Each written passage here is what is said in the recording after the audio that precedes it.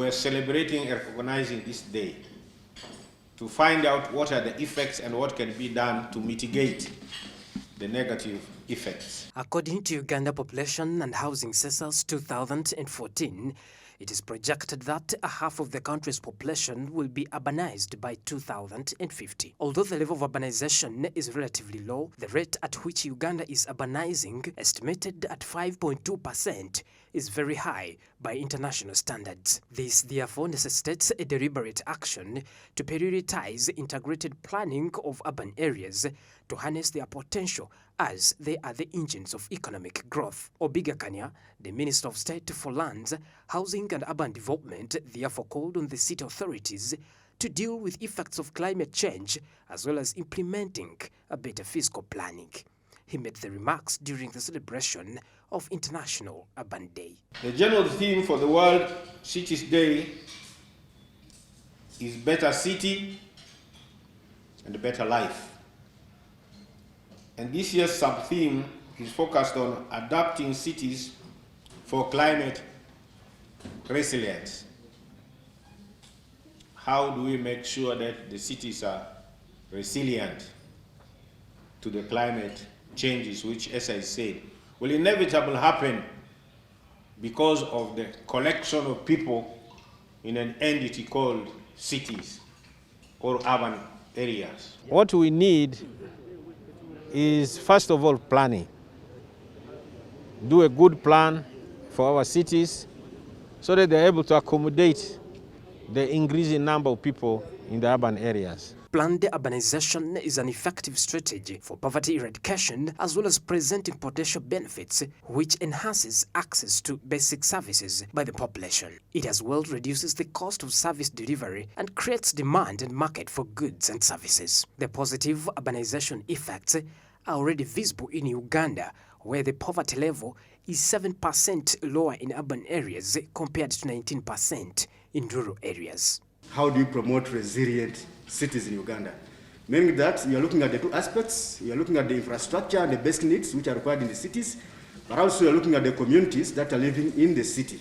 So when you marry the two aspects, then you are talking about resilient cities. So the people that are living in the cities with their livelihood, the businesses and so many other things, but an infrastructure that they use to meet their basic needs, that are called the basic infrastructure that's needed for the cities to aspire. We consider it an opportunity as an organization to engage with the new cities at the beginning, to support them, to grow sustainably, but also to learn from what has been happening in other cities and not repeat the past mistakes. So we decided to understand where these new cities are in terms of planning and investing, especially for sustainable growth. So we decided to start with 5 cities out of the 10 cities that were approved. And we are supporting Lira, Jinja, Masaka, Arua, and Fort Portal. The urban sector plays a due role as a producer and consumer. It is important to balance investments in the urban areas in order to enhance them as producers. Obiga underscored the need for investors to consider putting their investment in urban areas, but in safe places. Investors, wherever they are investing, should not invest in risk-prone areas. What I mean by risk-prone areas is, for example, you may invest in a wetland, but with the climatic change, this wetland at one time can flood. You should not invest in areas which are prone to earth movements. You have heard of these earth movements which have caused problems in the Elgon region. So wherever the city is, the authorities together with the investors must address and must identify safe areas for investment. Doesn't mean necessarily you don't in Kampala. Even if it is in Kampala, it must be in a safe area. And the new cities now have an opportunity to start afresh. Because for them, they have not reached that stage. They can allocate. You can plan those cities very well. This area will be industrial, and you'll be having power, roads, and other services in that area properly. provided.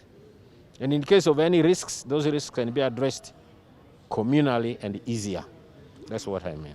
Okay, thank you. In order to respond well and address the urban challenges, as well as better harness the benefits of urbanization, the responsive effects should flow from a clearly defined policy direction, hence the formulation of policy framework on urbanization. The framework should guide the transformation of the Uganda's towns into modern and resilient urban centers that are competitive, well-serviced, sustainable and able to serve as a catalyst for socio-economic transformation and development.